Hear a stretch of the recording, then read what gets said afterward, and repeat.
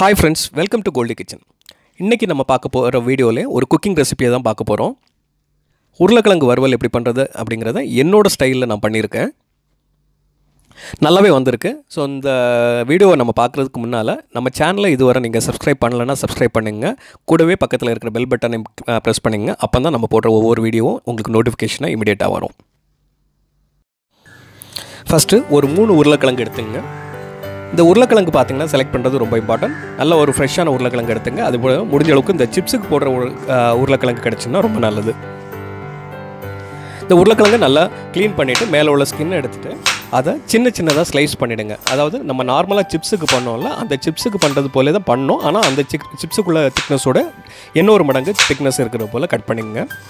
ரொம்ப மெல்லுசாக இருந்தால் நம்ம கிண்ட நேரம் வந்து அது உடஞ்சி போயிடும். ஸோ அதனால் வந்து சிப்ஸோட இன்னொரு மடங்கு திக்னஸ் இருக்கிறது போல் பார்த்துங்க. ரொம்ப பெரிய உருளைக்கிழங்காக இருந்தால் அந்த உருளைக்கிழங்கு ரெண்டாக கட் பண்ணிவிட்டு அதை வந்து நீங்கள் ஸ்லைஸ் பண்ணிக்கோங்க.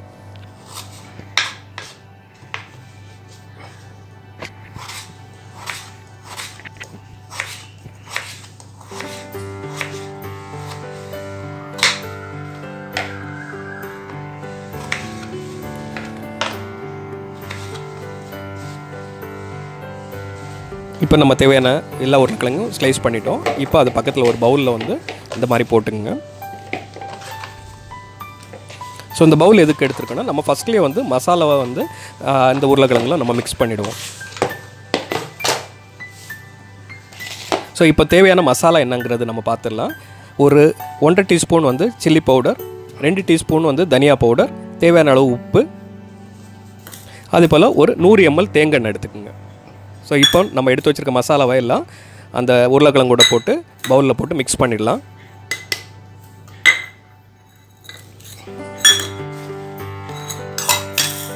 மிக்சிங் பண்ண நேரம் ஃபஸ்ட்டு வந்து நம்ம தண்ணி விடணும் தேவையில்லை. நார்மலாக அந்த மசாலாகளை போட்டு அந்த உருளைக்கிழங்குல இருக்கிற அந்த ஈரத்துலேயே வந்து ஃபஸ்ட்டு நல்லா வந்து மிக்ஸ் பண்ணுங்கள்.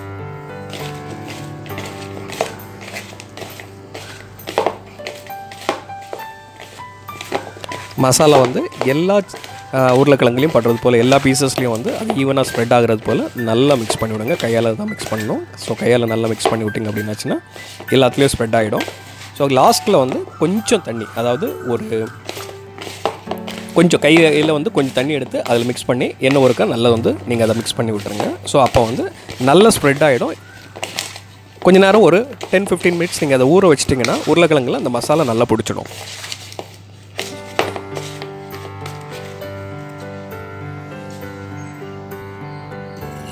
இப்போ அடுப்பை பற்ற வச்சுட்டு ஒரு தவா எடுத்துக்கங்க. அந்த தவா வந்து நான்ஸ்டிக் தவா இருந்தால் ரொம்ப நல்லது, அல்லது கொஞ்சம் கனமான தவா எடுத்துக்கங்க. ஏன்னா அந்த உருளைக்கிழங்கு நம்ம ஃப்ரை பண்ணாரம் அடி பிடிக்கும் கடைசியில். ஸோ அடி பிடிக்காத அளவுக்கு நம்ம கிண்டி விடணும். ஸோ அதனால் வந்து தவா வந்து நல்ல திக்னஸாக உள்ள தவா எடுத்துக்கங்க.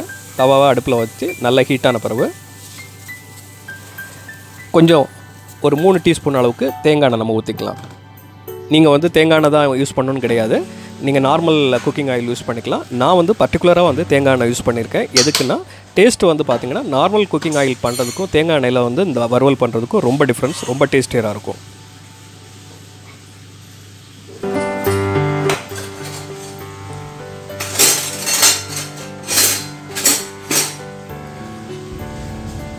எண்ணெய் வந்து இப்போ நல்லா காஞ்சிடுச்சு.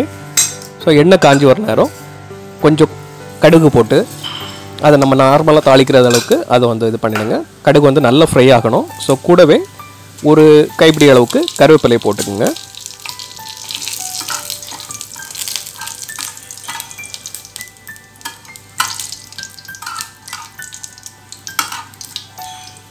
கடுகு வந்து நல்ல பொட்டி வர அளவுக்கு வந்து ஃப்ரை பண்ணணும். கூடவே அந்த கருவேப்பிலையும் வச்சு கொஞ்சம் லைட்டாக கிண்டி விட்டுட்டுருங்க.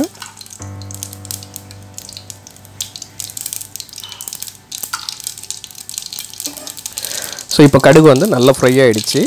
ஸோ இப்போ வந்து கொஞ்சம் வந்து இஞ்சி பூண்டு பேஸ்ட்டு சேர்த்துக்குங்க. இஞ்சி பூண்டு பேஸ்ட் வந்து நீங்கள் ஃப்ரெஷ்ஷாக வந்து தட்டி போட்டிங்கன்னா ரொம்ப நல்லது. நான் இன்றைக்கி பண்ண நேரம் வந்து என்கிட்ட ஃப்ரெஷ்ஷாக இஞ்சி பூண்டு பேஸ்ட் இல்லை, அதனால் வந்து நான் கடையில் வாங்கின அந்த பாக்கெட்டில் இருந்த இது வந்து நம்ம போட்டு இது பண்ணியிருக்கேன். கூடவே வந்து கொஞ்சம் வந்து நம்ம வந்து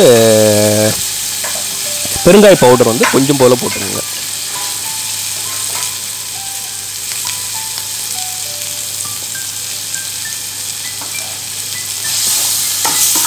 இது எதுக்குன்னா உருளைக்கிழங்கு சாப்பிட்ற நேரம் சிலவங்களுக்கு இந்த வாயு தொல்லை இருக்கும், அதுக்காக வந்து அந்த பெருங்காய பவுடர் நம்ம சேர்க்குறோம். ஸோ இப்போ எல்லாம் ரெடி ஆயிடுச்சு. இப்போது நம்ம ஏற்கனவே வந்து மிக்ஸ் பண்ணி வச்சுருக்கிற அந்த மசாலாவில் மிக்ஸ் பண்ணி வச்சுருக்கிற அந்த உருளைக்கிழங்கை வந்து நம்ம வந்து பேனில் போட்டுடலாம்.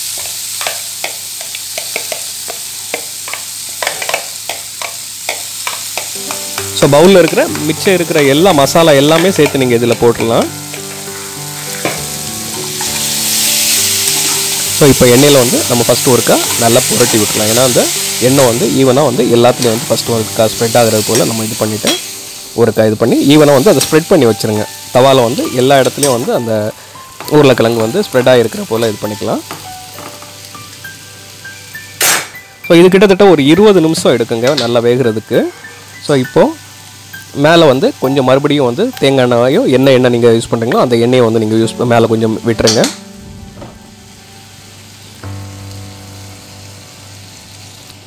ஸோ மறுபடியும் கொஞ்சம் நம்ம மிக்ஸ் பண்ணி வைக்கிறோம். ஸோ இப்போ ஒரு ஸ்டேஜில் நம்ம வந்து கொஞ்சம் தண்ணி வந்து அதில் லைட்டாக மிக்ஸ் பண்ணிக்கலாம். அதாவது ஒரு 1/4 கப்பு தண்ணி அளவுக்கு நம்ம அந்த இதில் வந்து விட்டுட்டு ஒரு வந்து மூடி எடுத்து நீங்கள் மூடி வச்சுடுங்க. இது எதுக்கு பண்ணுறோம் அப்படின்னாச்சுன்னா அந்த உருளைக்கிழங்கு வந்து ஃபுல் அண்ட் ஃபுல் நீங்கள் ஃப்ரை பண்ணி எடுக்கணும் அப்படின்னா ரொம்ப நேரம் டைம் எடுக்கும், ப்ளஸ் வந்து அது உடஞ்சி போயிடும். ஸோ அதுக்காக வந்து கொஞ்சம் தண்ணி ஊற்றிட்டு நம்ம இந்த மாதிரி ஒரு மூடி வச்சுட்டு ஒரு 10 நிமிஷம் விட்டோம் அப்படின்னா உருளைக்கிழங்கு நல்லா குக் ஆகிடும்.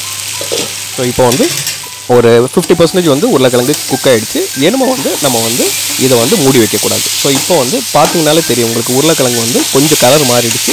ஸோ இப்போ வந்து நீங்கள் வந்து அந்த எண்ணெயை வந்து மறுபடியும் கொஞ்சம் ஒரு 2 டீஸ்பூன் விட்டு நீங்கள் வந்து நல்லா வந்து கிண்டி விட்டுட்டே இருந்தீங்க போதும்.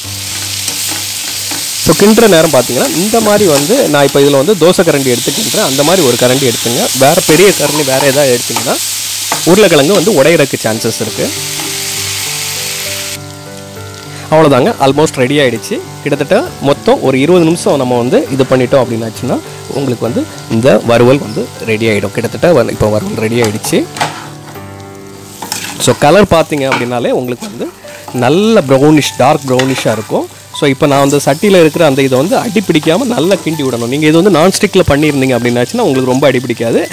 இன்னொன்று என்னென்னா இதில் வந்து அந்த மசாலா வந்து அடியில் வந்து நல்லா அழகாக ஃப்ரையாக இருக்கும். ஸோ அதோடு சேர்த்து நீங்கள் கிண்டி விட்டீங்க அப்படின்னாச்சுன்னா அந்த டேஸ்ட் வந்து இன்னும் ரொம்ப நல்லாவே வரும். அதனால தான் வந்து நான் இந்த மாதிரி ஒரு இதில் தவாவில் பண்ணியிருக்கிறேன். ஸோ நல்லா ரெடி ஆகிடுச்சிங்க. ஸோ இப்போ எடுத்து நீங்கள் ஒரு டேஸ்ட் பார்த்தீங்கன்னா உங்களுக்கு நல்லா தெரிஞ்சிடும் எந்த அளவுக்கு குக் ஆகிருக்கு. அதே போல் வந்து உங்களுக்கு காரம் இதெல்லாம் வந்து கரெக்டாக இருக்காங்கிறது நீங்கள் வந்து இப்போ பார்த்தீங்கனாலே உங்களுக்கு நல்ல இதாகிடும், நல்லா குக் ஆகிடுச்சு. அவ்வளோதாங்க. இப்போது இந்த உருளைக்கிழங்கு வந்து நம்ம சர்வ் பண்ணுறதுக்கு நம்ம ரெடி பண்ணிடலாம். ஸோ இந்த வறுவல் வந்து உங்களுக்கு வந்து தயிர் சாதத்தோடு ரொம்ப நல்லாயிருக்கும். அதே போல் வேறு எல்லாத்துக்கும் கூட நீங்கள் ட்ரை பண்ணலாம், ரொம்ப நல்லாயிருக்கும். ட்ரை பண்ணி பாருங்கள். ஸோ இந்த வீடியோ உங்களுக்கு பிடிச்சிருந்துன்னா வீட்டில் குக் பண்ணி பார்த்துட்டு அதோட ஃபீட்பேக் எனக்கு சொல்லுங்கள். நம்ம சேனல் இதுவரை நீங்கள் சப்ஸ்கிரைப் பண்ணலன்னா சப்ஸ்கிரைப் பண்ணுங்கள். கூடவே பக்கத்தில் இருக்க பெல் பட்டனை கிளிக் பண்ணிக்கோங்க. உங்கள் ஃப்ரெண்ட்ஸோடு ஷேர் பண்ணுங்கள். நன்றி.